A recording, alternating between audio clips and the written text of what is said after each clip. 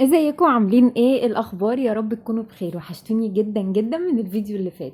فيديو النهارده بقى مختلف شويه. اول فيديو هنزله عن اللبس، وبحس كده ان هو عامل زي البازل او زي الفن. انت لو بتحبي اللبس هتعرفي تلبسي كويس وهيبان ان انت بتلبسي كويس. وفيديو النهارده بقى ان شاء الله اول فيديو من فيديوهات اساسيات اللبس. الاساسيات دي من اهم الحاجات اللي بجد هنحتاجها كتير جدا، ولو استخدمناها كويس هنقدر نطلع بلوك حلو ومختلف كل مرة. على الرغم اننا ممكن ما يكونش عندنا قطع كتيرة، بس لو اساسية ممكن نعمل منها اطقم كتيرة وكتيرة ونبان كل مرة بشكل اشيك من المرة اللي قبلها. فلو مهتمين بالفيديو انزلوا بسرعة اشتركوا في القناة وفعلوا الجرس واستنوا مني كل جديد، واعملوا لايك بسرعة للفيديو ده. اول حاجة مثلا ان احنا نلبس توب زي التوب ده تحت اللبس لون مش مناسب للون اللي احنا لابسينه. يعني مثلا ما ينفعش اكون لابسه البلوزه اللي هي البيضه دي والبس تحتها الاسود، مش هيبقى منطقي. وكمان الحاجات الابيض بتشف ايه اللي تحتها، فنخلي بالنا قوي من النقطه دي. ومن الحاجات الاساسيه قوي ان احنا نجيب التوب ده، واهم لون هو اللون النود ده او اللون البيج.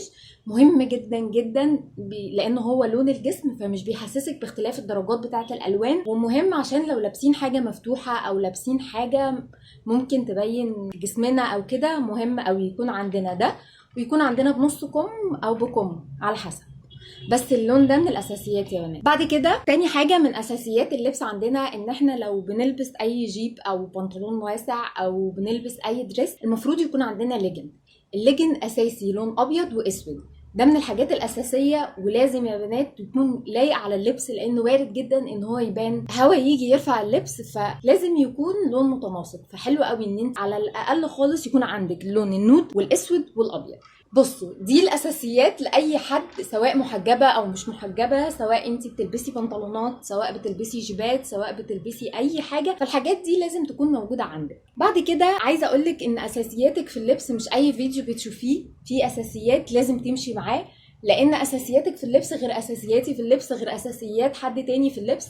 ليه؟ لان انا ستايل لبسي غير ستايل لبسك. يعني انت مثلا لو بتلبسي جيبات وبتسمعي فيديو مثلا بيقول ان البنطلون الجينز من الاساسيات جدا ولازم يكون عندك بنطلون جينز، ده حاجه لابد منها. اكيد ده مش ضروري ليكي لان انت اوريدي مش بتلبسي بنطلونات. اللي عايزه اقوله لك ان انت تخلي بالك ان انت تجيبي الاساسي ليكي انت.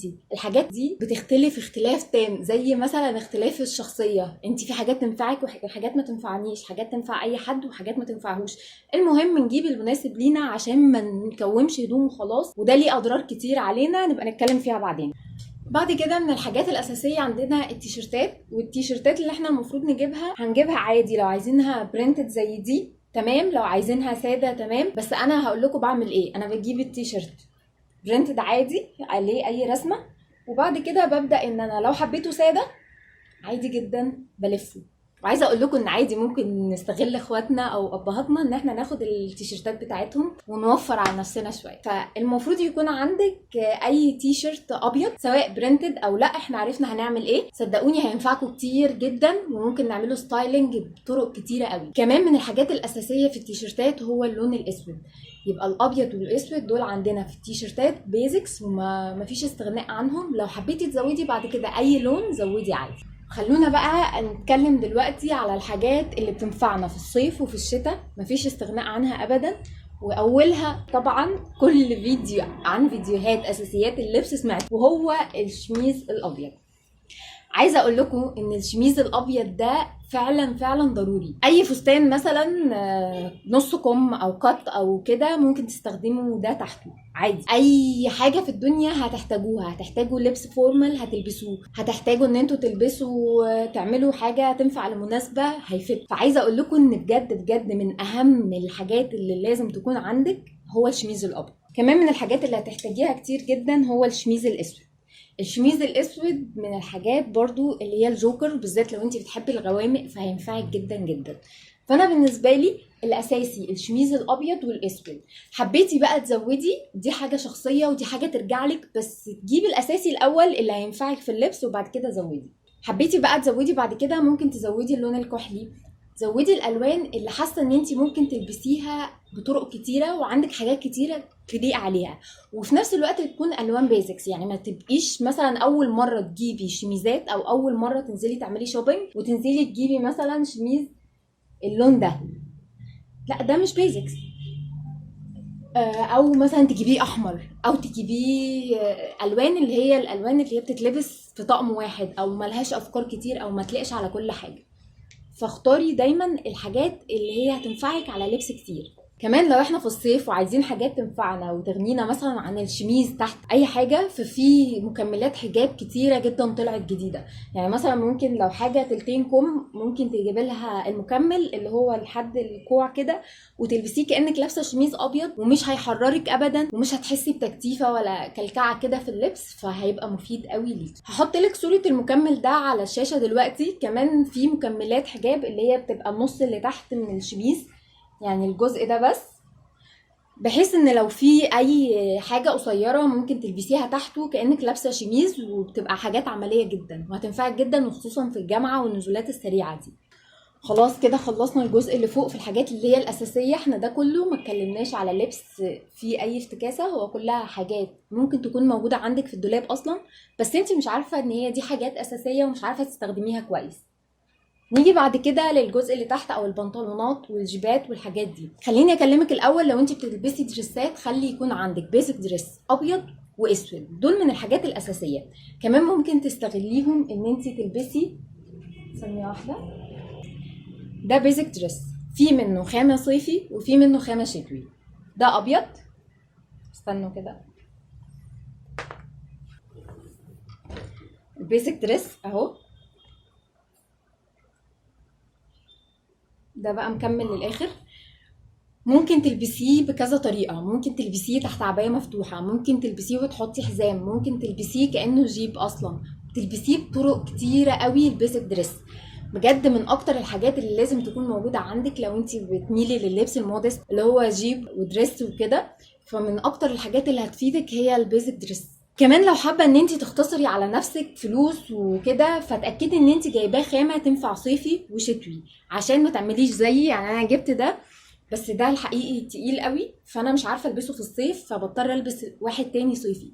فانت ممكن تختصري على نفسك وتعرفي في انواع القماش كويس وتجيبي قماشه بيسك برضو اللي هو قماشه من الحاجات اللي تنفع صيف وشتاء. والاسود كمان هيفيدك لانه هو ليه استخدامات كتير، البيسك دريس اللي هو الابيض والاسود.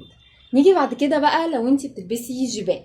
لو انت بتلبسي جيبات فانت هتحتاجي من اكتر الجيبات البيسك اللي تليق على اي حاجه هي الجيبه السوداء، ومن رأيي انا مش البيضة. احنا خلاص جبنا مثلا البيسك دريس ابيض وما عندناش اسود، فنجيب الجيبة سوداء عشان نوفق. يعني احنا ممكن نستخدم البيسك دريس الابيض نستخدمه كجيب، تكون عندنا بقى جيبة سوداء. عايزين نجيب البيسك دريس اللونين ونجيب دي اللونين تمام، بس انا بفضل الاسود ولون كمان اللون ده، اللون الدرجات بتاعت الكافيه بكل درجاتها، النود والكافيهات والحاجات دي والبيجات عموما بكل درجاتها، من اكتر الدرجات في الجيبات بتبقى حلوة قوي، بتلاقي عليها حاجات كتير جدا. فدي من اكتر الالوان في الجيبات من رأيي ان هي اساسية. نيجي بقى بعد كده للبنطلونات. البنطلونات حقيقي في منهم انواع كتير جدا، بس خليني ابدأ لكم دلوقتي بالحاجات المودست الاول برضو الواسعة، وبعد كده نرجع للحاجات اللي هي العادية. من اكتر الستايلات اللي طالعة موضة حاليا واللي بجد موضتها ما بتقدمش ابدا هي البنطلونات اللي هي الوايد ليج، ودي في منها اشكال كتير جدا. في زي ده مثلا، ده بيبقى فيه كسر كده او فيه شغل كده من هنا، وفي اللي هو العادي جدا اللي نازل على واسع على طول، وفي البنطلون اللي هو التشارلستون. في اشكال كتير قوي، بس الوايد ليج اللي هو نازل على واسع على طول ده حاولوا تجيبوه حاجه، لو عندكم واحد بس حاولوا تجيبوه حاجه بيزك على طول اللي هو نازل واسع على طول مثلا، ما فيهوش اي رسمه، بحيث انه يليق معاكي على كل الستايلات اللي ممكن تلبسيها. كمان من البنطلونات الاساسيه اللي المفروض تكون عندك هو البنطلون ده. البنطلون ده اللي هو البنطلون الاسود القماش اللي هو الفورمال العادي جدا، هينفعك في حاجات كتير جدا. ممكن تلبسيه بطريقه كاجوال، ممكن تلبسيه بطريقه فورمال، ممكن تلبسيه بطرق كتير قوي. فبجد من الحاجات الاساسيه عندك، عشان بعد كده هقول لكم ازاي نوظف الحاجات دي. عايزه اقول لكم ان الغرض من الفيديو ده ان احنا لو جالنا انترفيو دلوقتي، عايزين نقدم اي انترفيو او نحضر اي حاجه رسميه، فنلاقي في دولابنا حاجه تنفع فورمال ان احنا نلبسها، ما نضطرش ان احنا ننزل نشتري حاجه ضروري او حاجه لازم ننزل نشتريها.